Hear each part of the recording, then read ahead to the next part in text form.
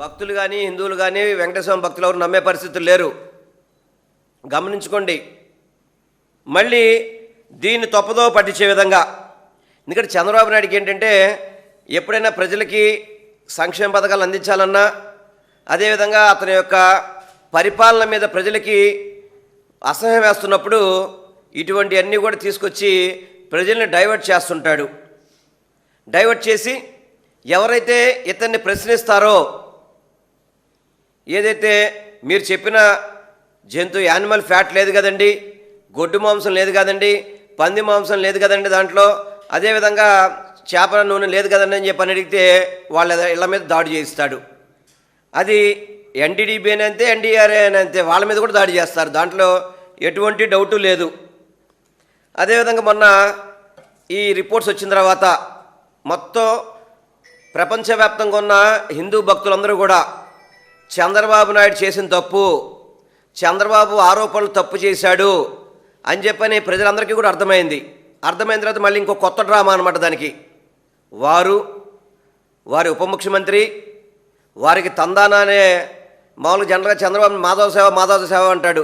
మాధవ సేవ చేసే పివి మాధవ్ గారు, అదేవిధంగా వారి అనుచర వర్గం, వారి కుమారుడు తానా తందానా అనే మంత్రులు చాలామంది కూర్చున్నారు. ఒక్కళ్ళ మొక్కల్లో అయినా నెత్తురు చుక్క కారుతుంది. అసలు ఎవరైనా అసలుకి ఒక్క మొక్కల్లో అయినా సరే జీవకళ ఉందా? మొన్న అదే మా రోజే గారు జోగి రమేష్ గారితో మాట్లాడారు. ఇలాగ వాళ్ళందరూ కూడా మంత్రులంతా మొహాలు చూస్తుంటే వాళ్ళందరికీ కూడా తప్పు చేసిన భావన అనిపించి వాళ్ళు బాధపడుతున్నారని చెప్పని ఒక వాళ్ళు మాట్లాడుకుంటుంటే దాన్ని మళ్ళీ టీవీ5 వాళ్ళు కట్ చేసి అది మా వైసీపీ పార్టీ మీద నెట్టే విధంగా, ఇంత దిక్కుమాల రాజకీయాలు అవసరమా సార్? మీకు ఏమన్నా దేవుడి విషయంలో రాజకీయాలు అవసరమా? మీ టీవీ5 నాయుడి కంటే బుద్ధి జ్ఞానం లేదు. ఎందుకంటే ఒక బుద్ధి లేని వ్యక్తిని చైర్మన్గా నిర్మించారు, అక్కడ మీరు నియమించారు. అతను ఏం మాట్లాడుతాడో అతనికి అర్థం కాదు. కేవలం రాజకీయం చేయడానికి, దీని ద్వారా తద్వారా రాజకీయ లబ్ధి పొందాలని చెప్పని వెంకటేశ్వర స్వామిని ఈ విధంగా మీరు అపచారం చేసే విధంగా చేయడం మాత్రం ఒక వెంకటేశ్వర స్వామి భక్తుడిగా చాలా బాధపడుతున్నాను. ఎందుకంటే అర్థమవుతుందిగా, మీకు రోజా గారు ఫుల్ వీడియో చెప్తే మీకు అర్థమవుతుంది. దాన్ని కట్ అండ్ పేస్ట్ చేసి ఇది వైసీపీ వాళ్ళు ఎలా బాధపడతారో చూడండి అని చెప్పని సునకానందం పొందే విధంగా ఈ కూటమి నాయకులు ప్రవర్తిస్తున్నారు. అదేవిధంగా ఇంత తప్పు జరిగినప్పుడు ఏదైతే మీరు జంతువుల కొవ్వు, పంది కొవ్వు, గొడ్డు మాంసము, ఫిష్ ఆయిల్ అని చెప్పారో అది లేదు అని చెప్పని మీరు నియమించిన సిబిఐ సిట్టు దాంట్లో 2 అధికారులు మీ మనుషులేగా ఉంది.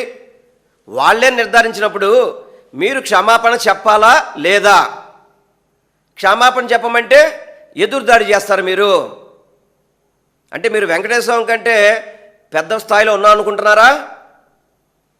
అంటే మీరు సుప్రీంకోర్టుని ధిక్కరించే విషయంలో మాట్లాడుతున్నారా? మీరు సుప్రీంకోర్టులో ఆధ్వర్యంలో నియమించిన సిట్టు సిబిఐ దాంట్లో అనేక అంశాలు ఉన్నాయి.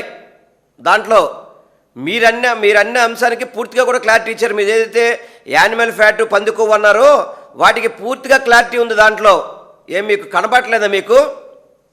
మీ పక్కన అధికారులు లేరా చెప్పడానికి? తప్పనిసరిగా ఆ చార్ట్ షీట్లో వచ్చిన అంశాల ప్రకారం ఏదైతే గతంలో జంతు కొవ్వు, అది యానిమల్ ఫ్యాటు, మన ఫిష్ ఆయిల్, పంది కొవ్వు ఉందన్నారో డిప్యూటీ సీఎం కానీ, సీఎం కానీ, ఇతర మంత్రులు కానీ వెంకటేశ్వర స్వామికి, హిందూ భక్తులకి అందరికీ కూడా క్షమాపణ చెప్పాలి అని చెప్పని నేను డిమాండ్ చేస్తున్నా. దాంట్లో ఎటువంటి సంకోచించాల్సిన పని లేదు. అదేవిధంగా 1 సంవత్సరంన్నర నుంచి జరుగుతుంది ఈ విచారణ అంతా కూడా. సంవత్సరాల నుంచి జరుగుతుంది విచారణలో. అందరు అధికారులు మీ వాళ్ళే కదా, విచారణ చేసేవాళ్ళు మీ అధికారులే, విచారణలో ఉన్న అధికారులు ఇప్పుడు మీ గవర్నమెంట్లోనే పనిచేస్తున్న వాళ్ళందరికీ తెలియని నిజాలు మీకు తెలుస్తాయా? ఏ విధంగా తెలుసో చెప్పండి. మళ్ళీ ఇప్పుడు కొత్త డ్రామాకి తెరదీశాడు. ఎందుకంటే దాన్ని యానిమల్ ఫ్యాట్ని భక్తులు ఎవరు నమ్మట్లేదని చెప్పని ఏదో టాయిలెట్ క్లీన్ చేసే కెమికల్స్, యాసిడ్స్ వాడారని చెప్పని. నిజంగా అసలుకి మీకు బుద్ధి జ్ఞానం ఉందా? నిజంగా మీకు వెంకటేశ్వర స్వామి అంటే భక్తి ఉందా? మీరు లడ్డూలో కెమికల్ వేసుకుని తినండి ఒకసారి.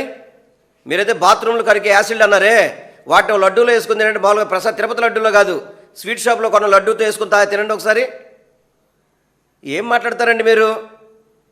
అది నమ్మట్లేదని చెప్పని వెంటనే టాయిలెట్ క్లీనింగ్ అంట. ఇంకా దిక్కుమల్ల TV5 అయితే అదే పని మీరు చూపెడతాడు. ఆ మూర్తి గారు అని చెప్పి ఒకడు ఉంటాడు వాడు.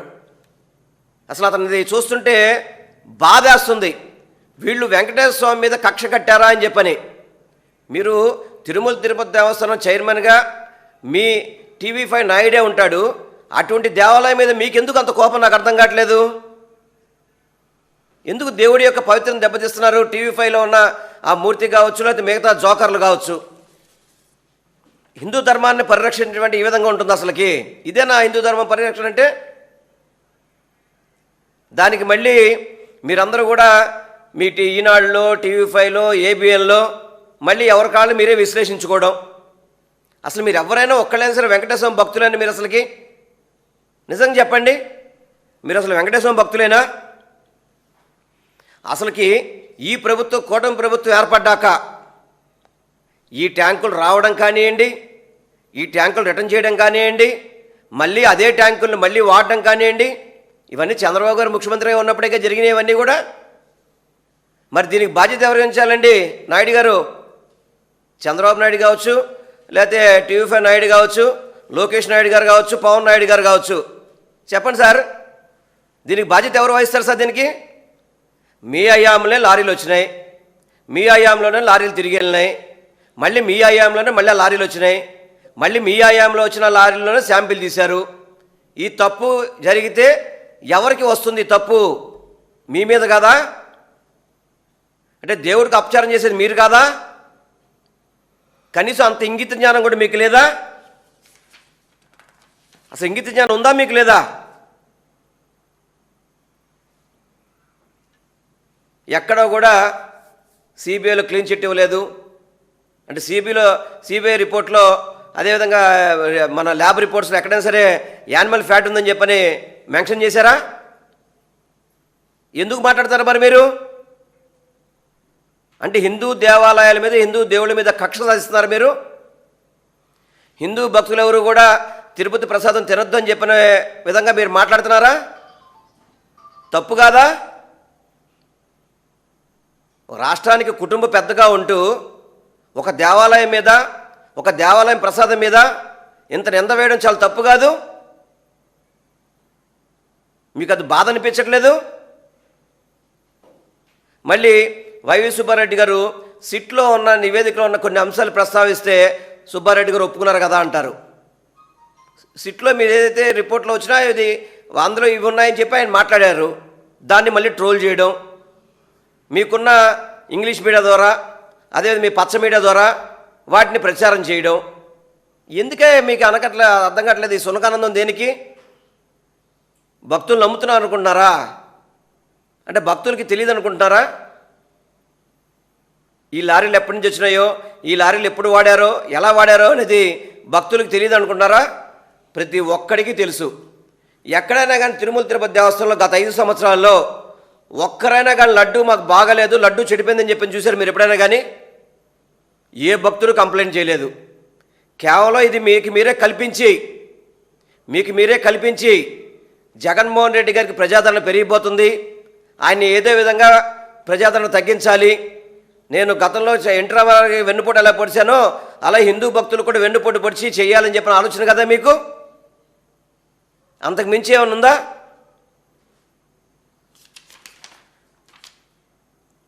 అసలు ఈ ప్రభుత్వం వచ్చాక, ఈ కూటమి ప్రభుత్వం ఏర్పడ్డాక ఎన్ని దాడులు జరిగినాయండి దేవాలయాల మీద? ఒకటా రెండా? తిరుపతిలో ఎన్ని అపచారాలు జరిగినాయి? ముక్కోటికి భక్తులు చనిపోవడం కానివ్వండి, గోశాల్లో ఆవులు చనిపోవడం కానివ్వండి, కొండ మీద కోడిగుడ్లు, చికెన్ ముక్కలు, మద్యం బాటిల్స్, చెప్పులు వేసుకుని గుడికి రావడం, ఇవన్నీ తిరుమలలో జరుగుతున్న అపచారాలు కదా?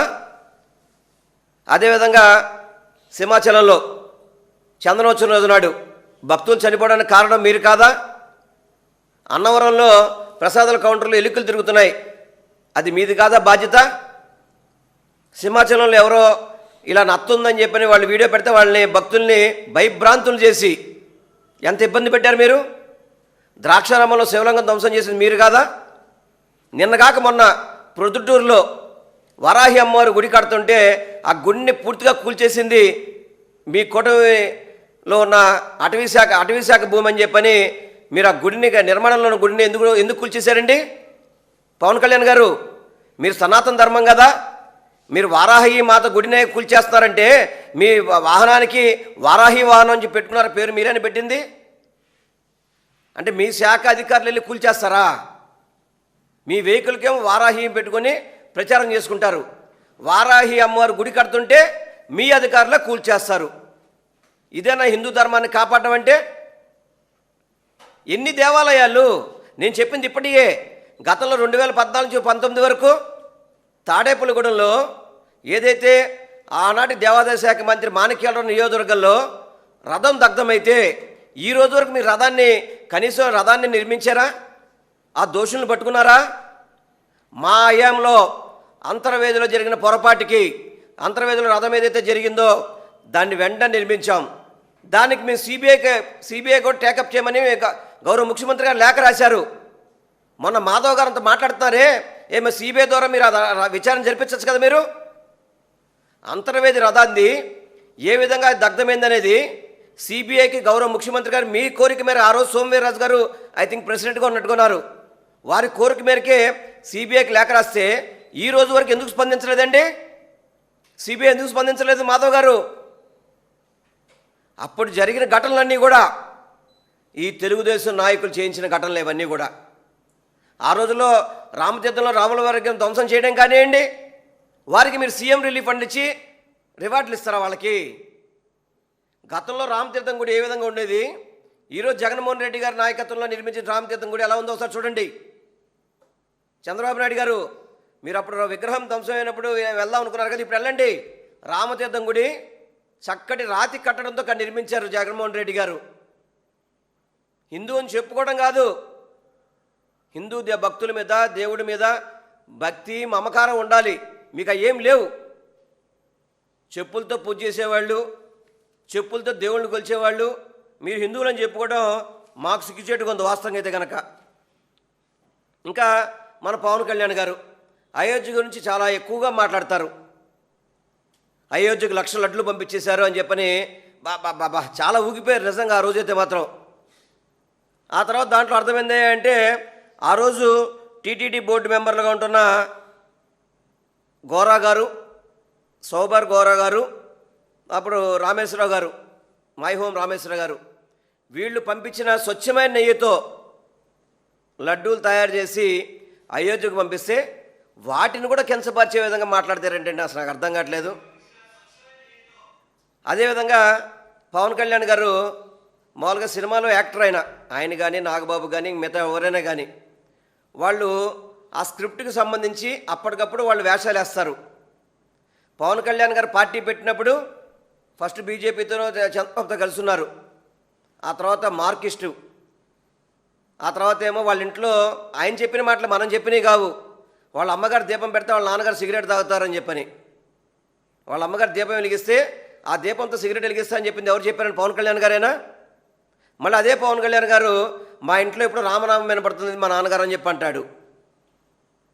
నాగబాబు గారేమో నేను నాస్తికుణ్ణి, దేవుణ్ణి నమ్మేవాళ్ళు ఎవరు మంచిది కాదు, దేవుడు లేడు అని చెప్పినవాడు మళ్ళీ ఈరోజు ఆయన సనాతన ధర్మం గురించి మాట్లాడుతున్నారు.